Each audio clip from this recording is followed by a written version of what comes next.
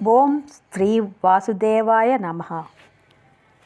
ఈరోజు పంచాంగము శ్రీ పరాభవనామ సంవత్సరము, దక్షిణాయనము, గ్రీష్మ ఋతువు, ఆషాఢమాసము, శుక్లపక్షము. తేదీ జూలై 25, 2026 సంవత్సరము. వారం శనివారము. ఈరోజు తిథి ఏకాదశి. ఈ తిథి మనకు ఈరోజు ఉదయము 11:50 వరకు ఉన్నది. నక్షత్రము ఈరోజు తెల్లారుజామున అనురాధ నక్షత్రము 4:36 వరకు ఉన్నది. తదుపరి జ్యేష్ఠ నక్షత్రము. వర్జము పగలు 12:14 నుండి 2 గంటల వరకు ఉన్నది. ఈరోజు చాలా విశిష్టమైనటువంటి రోజు. ఇవాళ తొలి ఏకాదశి. ఆషాఢ మాసంలో శుక్లపక్షంలో వచ్చే శుద్ధ ఏకాదశిని తొలి ఏకాదశి అని అంటాం. ముందుగా ఈ తొలి ఏకాదశి గురించి కొంచెం వివరంగా తెలుసుకుందాం. మన హిందువుల సాంప్రదాయంలో ఈ తొలి ఏకాదశి నుంచి అన్ని పండుగలు మొదలవుతాయి. ఈ ఏకాదశిని మనం శయన ఏకాదశి అని కూడా అంటాం. ఒక సంవత్సరం మొత్తంలో మనకు 24 ఏకాదశులు వస్తాయి.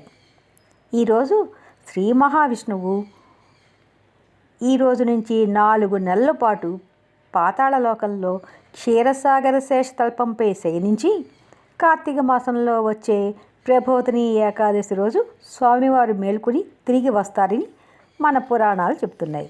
ఈ రోజు నుంచి మహర్షులు, ఋషులు ప్రతి ఒక్కరూ కూడా ఈ 4 నెలలు దీక్ష చేసి ఈ వ్రతాన్ని ఆచరించి స్వామివారి అనుగ్రహం పొందుతారని మన పెద్దలు చెప్తారు. ఈ వ్రతాన్ని చాతుర్మాస్య వ్రతము అని కూడా అంటారు. ఈ తొలి ఏకాదశి నాడు అందరూ తెల్లవారుజామునే లేచి అభ్యంగన స్నానము చేసి ముందుగా ఆ దేవుని పూజా మందిరము శుభ్రపరచుకుని అలంకరణ చేసుకుంటాం. ఈరోజు ఏకాదశి, శనివారము రెండూ కలిసి వచ్చింది కాబట్టి తెల్లవారుజామునే మనం 3:30 నుంచి 5:30 లోపల అంటే సుప్రభాత వేళలో ఆ స్వామివారికి పూజ చేస్తే చాలా మంచిది. మొదటిగా మనం విఘ్నేశ్వరుని పూజ చేసి బెల్లం ముక్కను నైవేద్యంగా పెట్టుకుంటాం. తర్వాత శ్రీ మహావిష్ణువుకి కుంకుమ బొట్టు పెట్టి పంచామృతాలతో కానీ స్వచ్ఛమైన జలముతో కానీ అభిషేకించి అలంకార ప్రియుడైనటువంటి ఆ స్వామివారికి పూలతో అలంకరించుకోవాలి. స్వామివారికి తులసిమాలంటే చాలా ప్రీతి. ఈరోజు స్వామివారికి ఈ తులసిమాలను అందరము మనము అలంకరిస్తాము. అలాగే అభిషేకం అయిన వెంటనే స్వామివారికి అరగజ, పునుగు, కస్తూరి, దశాంగము, పచ్చకర్పూరము ఇలాగా సుగంధ ద్రవ్యాల్ని తాకిస్తాము. అలాగే స్వామివారికి రావి ఆకుల మీద పిండితో తయారు చేసిన దీపాలను పెట్టి దీపారాధన చేయటం వల్ల స్వామివారి అనుగ్రహాన్ని పొందగలుగుతాము.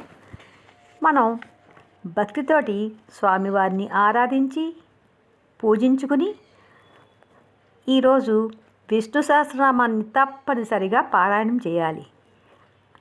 తర్వాత ఆయనకు ఇష్టమైన పేలాల పిండిని నివేదనగా ఈరోజు పెడతాము.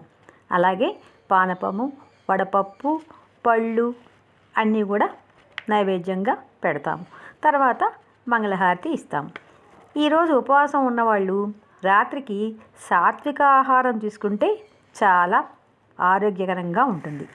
స్వామివారికి నివేదన చేసిన ఈ పేలాల పిండిని మన చుట్టుపక్కల అందరికీ పంచిపెట్టడం ద్వారా స్వామివారి అనుగ్రహాన్ని మనం పొందగలుగుతాము. ఈ నివేదన చేసిన పేలాల పిండిని మనం స్వీకరించడం ద్వారా వర్షాకాలంలో వచ్చే దగ్గు, జలుబు, జ్వరం రాకుండా మన ఆరోగ్యాన్ని కూడా మనం కాపాడుకోవచ్చును. ఈరోజు ప్రతి ఒక్కరూ కూడా ఒక చిన్నపాటి దానం చేసి ఆ స్వామివారి అనుగ్రహం పొందండి.